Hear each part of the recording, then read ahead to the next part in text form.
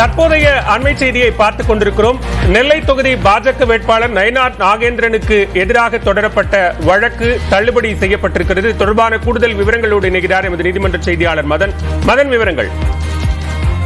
பாலா, திருநெல்வேலி தொகுதியில் பாஜக சார்பில் போட்டியிடும் நயினார் நாகேந்திரன் அவர் தாக்கல் செய்த அந்த வேட்பு மனுவில் பல்வேறு குறைபாடுகள் இருந்ததாகவும் பல்வேறு தகவல் மறைத்ததாகவும், எனவே அந்த ஒரு வேட்பு மனுவை ஏற்றுக்கொண்டது சட்ட விரோதம் என்று அறிவிக்க கோரியும், அதே போல அது வரைக்கும் அந்த விசாரணை நடத்தி முடிக்கும் வரைக்கும் திருநெல்வேலி தொகுதிக்கு அந்த தேர்தல் நடத்த தடை விதிக்க வேண்டும் என்று சென்னை உயர்நீதிமன்றத்தில் மதுரையை சேர்ந்த மகாராஜன் என்பவர் தான் இந்த ஒரு வழக்கை தொடர்ந்தார்.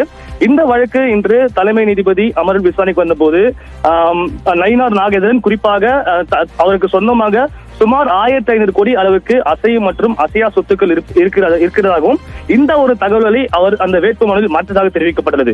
அது மட்டுமில்லாமல் அவருக்கு எதிராக இருந்த ஒரு குற்ற வழக்கு கூட அந்த வேட்புமனுவில் மென்ஷன் செய்யவில்லை என்ற ஒரு குற்றச்சாட்டு எடுத்து வைக்கப்பட்டது.